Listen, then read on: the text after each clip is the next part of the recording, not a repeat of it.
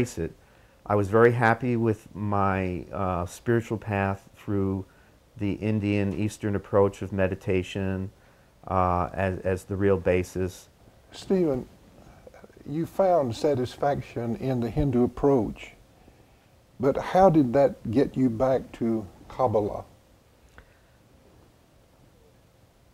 Well, I felt along the way that I had little urgings, little guidance coming from within, that it was important for me to re-explore my Jewish roots, why I was born Jewish, what that was all about. And it really came just from my developing spiritually. I was interested in all kinds of religions and the spiritual messages that the religions had, including Judaism, but I knew I was Jewish, and I had these little voices from within, let's say, saying you need to examine Judaism some more. And I knew about kabalah, and mystical Judaism, and there were times when I would try to explore it.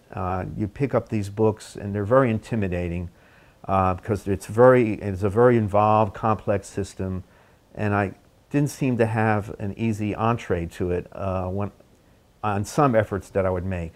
But eventually I found an avenue that worked for me, and it opened up this whole world of Jewish mysticism and Kabbalah. What was that avenue for you?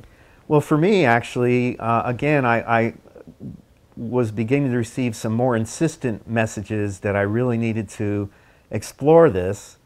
And I was living here in the Atlanta area, said, I'll look up, see if there's any Kabbalah teachers in the Atlanta area.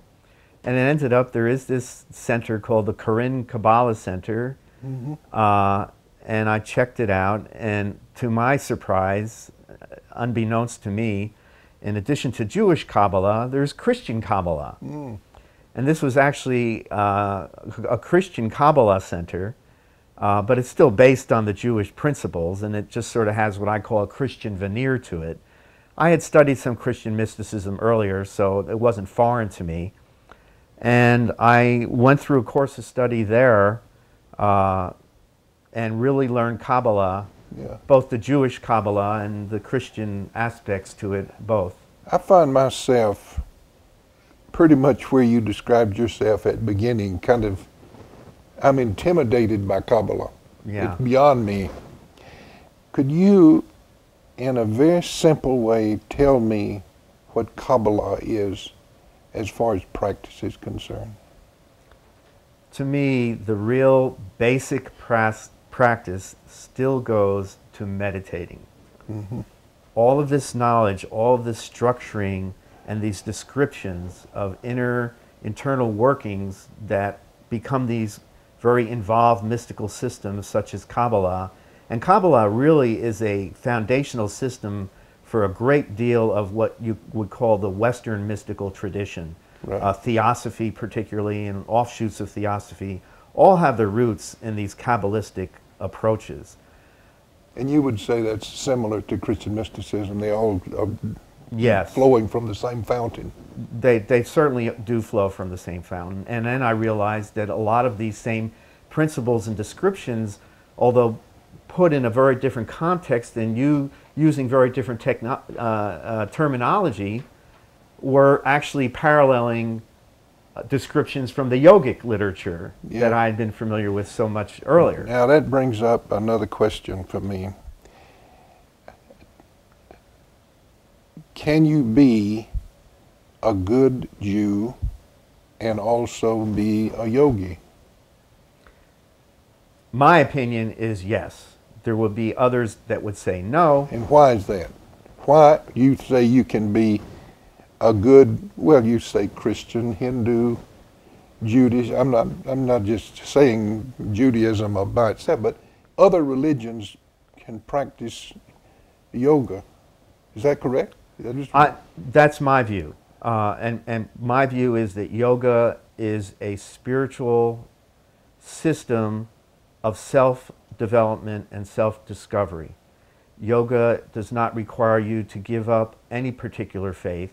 Yoga encourages you to re-explore your faith from the deep spirituality that yoga helps you get connected with. And if you can get connected with the deep foundation, you can see how any particular faith emerges out of that and may go on a particular path, but merges back into a common foundation. I see that. Now this is a question I am asked about my practice and my journey all the time, and I want to ask you. You've said a lot about this being personal and individual and so on. And the question is, what difference does that make in a world of poverty, hunger, injustice, and all the stuff we see around us, cruelty, violence? The difference it makes is, to me, the most profound contribution that an individual can make in contributing to the world around them is to become a grounded person within themselves. A very key word in the Jewish tradition is shalom. Shalom means peace. In the Vedic tradition, it's shanti. In Islam, it's salam.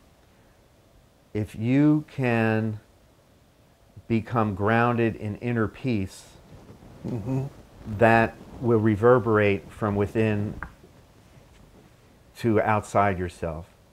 And you will be a better participant and a more effective participant in the external world. You might be 1/6 billionth of the world, but that 1/6 billion, or what is it? 1 billion, one person among 6 billion. That makes a difference. Every little bit makes a difference.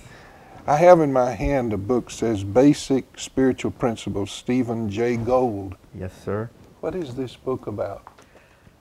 This book is sort of meant to be a coffee table guide to basic spirituality. That's why it's a larger size than some of the other books I've made. The main text is in nice large print. It's meant to be sort of a terse, thought-provoking introduction to the inner, and how the inner growth can be expanded to outer participation. So this is a part of what you said in the beginning, that you're a teacher, that you want to share with others. I want to share and inspire, yes. Stephen, it's been great talking with you today. Thank you so much. Thank you, Ben. I want to walk the same path that you're pointing to. I think we already are. Okay. In some sense, we have all come from God, and we have our own pathway back to God. It's quite amazing, the mystery, the surprise, and the wonder of walking that path. We saw that today in the life of Stephen Gould. See you next time, The Experience of God.